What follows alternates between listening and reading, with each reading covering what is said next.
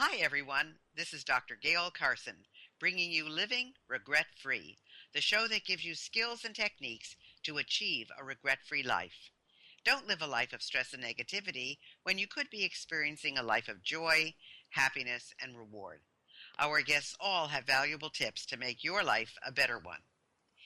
My guest today is Cathi Watson, and Cathi is someone you should all try to emulate. She describes herself as an Octogenarian and Fashionista with a can-do attitude. Not only is she in her 80s, but she also climbed the steps to the presidential towers in Chicago at 80 and did it in record time. She also has written an ebook called Elixir of Youth, Secrets of a Spring Chicken.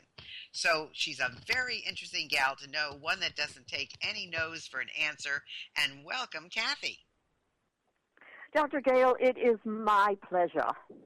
Well, thank you. I am thinking about, Doctor, we're living longer, but not necessarily better. The quality of life eludes so many because they don't have the formula. And when you invited me to become a guest on your show, I thought, okay, Cathi, how are you going to open the show? What are you going to say? And I think turn backward, oh time in your flight, make me a child again just for tonight. Yeah, I am an octogenarian. And a little sidebar, I have to admit, I can't believe it. I went to bed one night, and I was 25. When I woke up, I was in the winter of my life. And you all know Vivaldi, winter, spring, summer, and fall. And I said, wait a minute. I'm not in God's waiting room. I'm not going to spend the rest of my life regretting all the things I should have done, could have done, would have done. I'm going to move higher on the path of life, which has no end, only new opportunities, new portals, new vistas to enter. And I don't know if any of you know this, but the face of 80 is now the new face of 50. But it's not all physical. It all starts by our choices. I want to ask you about that, Cathi, because, you are an example of someone who is living life to the fullest. And certainly by reaching the age that you are, you have gone through a lot. And some people harp on the past, and you look to the future. And that's a big difference. So when you think about past regrets at all, does it affect any decisions that you make today, or do you not think about those times? Well, first of all, it doesn't happen overnight. You have to take baby steps. There's a process. We have to rethink. We have to reprogram our mind. I was raised in an immigrant environment where children were to be seen and not heard. That didn't resonate with me. I thought, wait a minute. Don't you know I've got a lot to say, places to go, things to do? And I put my blinders on. And I would climb the forbidden red hill, and I would sing and dance and just shout to the world that I do matter. Now, before you can move forward, earlier I talked about the triage of our life. And the bottom is the present. Over to the left is the past, and over to the right is the future. We're all a result of all of the choices that we made in the past. Yes, if there were things that I could change right now, of course I would. But you have to remember, at the time that I made what were considered wrong choices and decisions, it was my age, it was the environment, it was where I was at in my thinking process. Given the same set of circumstances today, evolving over the decades, I would have made different choices. But did it stop me? No. I put the blinders on again, and I thought, wait a minute. There's a reason why this has been presented to me. You see, there are no mistakes. There are challenges.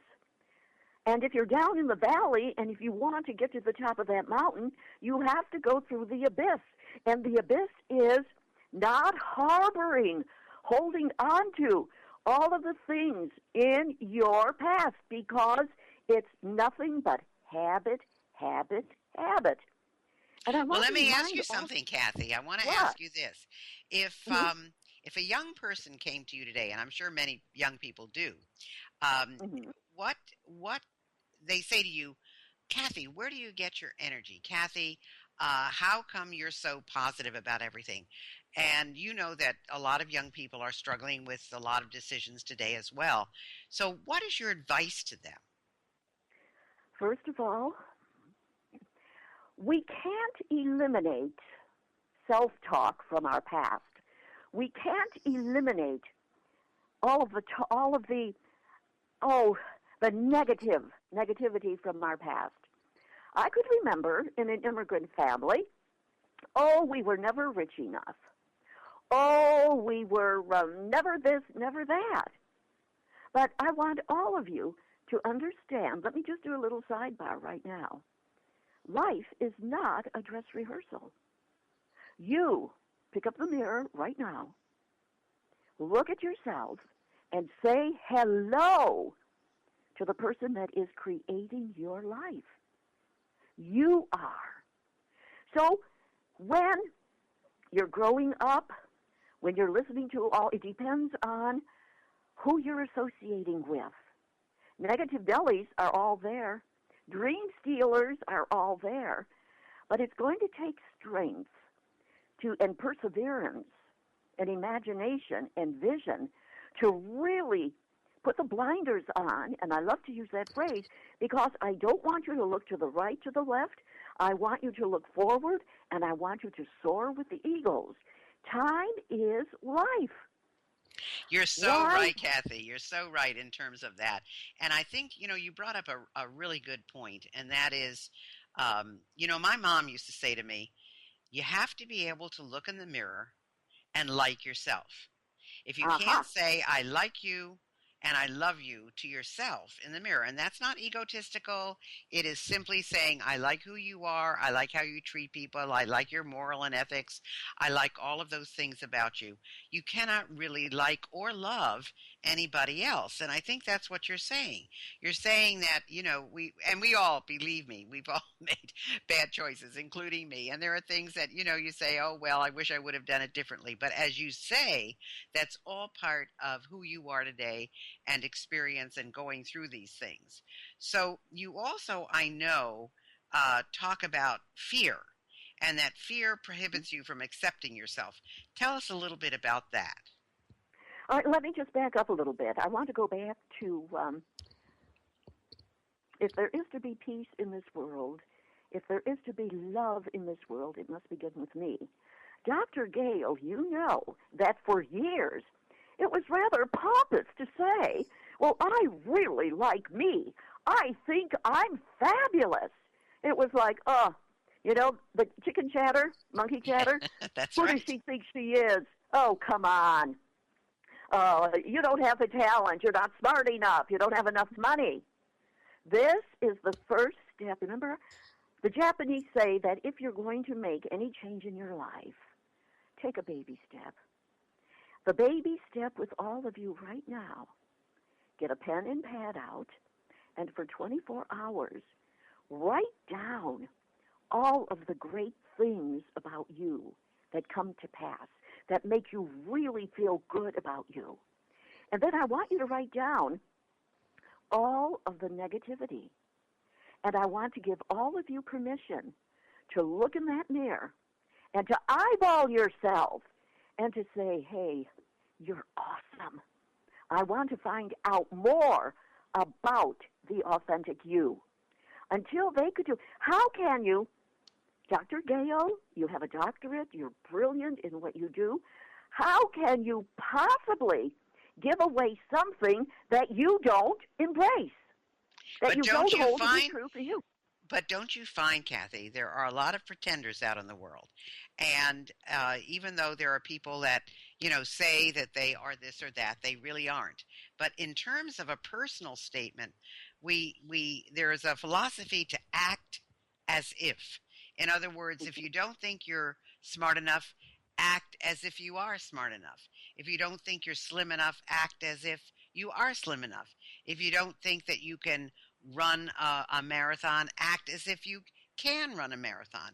And maybe you just choose to do 3 blocks that particular day. So I think that having that positive attitude and that right mind is very important.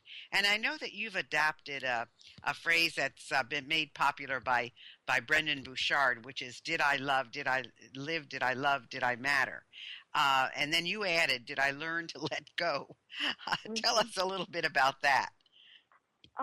First of all, I've got to go back to self-acceptance. Again, get that full-length mirror. You're all beautiful. I don't care what your weight is. I don't care what you look like. What I care about is the dream that you're holding in your heart. And if you don't follow your dream, if you don't make it a passion in your life, who's going to do it for you? And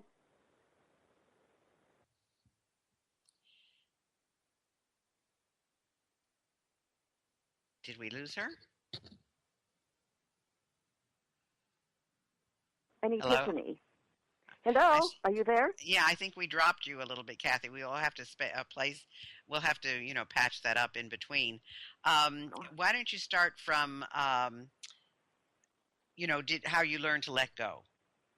Okay, but I had one more thing that's going to be very useful to everyone. When you have this dream, and every single one has a dream that's dancing in their heart, that's why they've been mandated. That's why they're on this planet Earth today. Don't share it with everyone, because they're the naysayers, the dream stealers. Oh, who does she think? We already went over that, but the important thing is to pick and choose the people that you're going to spend the time with, because it is your life. You must choose the people that resonate with you and your dreams and your beliefs, and let the others go and release them. I clean house once a month, Dr. Gale. I look back and what you just said is so important, but I think that comes with age. I think in the beginning, you try to gain as many friends as you can, and going through life, you try to have as many business acquaintances and social acquaintances as you possibly can. And then when you get to a certain age, you say, I don't have time for all these people. I don't have time for the ones that are dragging me down. I don't have time for the ones that I really have nothing in common with, or that I feel just an obligation to. Mm-hmm. And that's when I think you really make the better choices, is when you say, these are people I really enjoy being with and I want to stay with, and I want to do things with. So I think that comes with age. What do you think? Well, to begin with, hey, grasshoppers out there, we think youth is marvelous, dancing hormones. But we want you to know we're paving the way for you. And this show is the first step. You see, we're planting seeds, Dr. Gale. There might be a couple of 20-year-olds that are saying, boy, did they inhale. They don't know. Look, when you're 20, you're bulletproof. When you're 30, you have reached cellular maturity. And I could go on and on and on with the time of life. But when you refer to the younger people that perhaps this would not resonate with, that doesn't matter, because we've already planted the seed in their subconscious. And at some point, when they start to make a decision and they're a little bit, immense about it, it's going to come up. How does this serve me? And again, in our society, America devalues youth more than any other nation in the world. However, sidebar, I understand Colombia is catching up with us, but that isn't my point. We could redefine the perception of aging. We could redefine how our grasshoppers are learning from us, because we're the role models. So I love planting the seed. And may I go back to fear,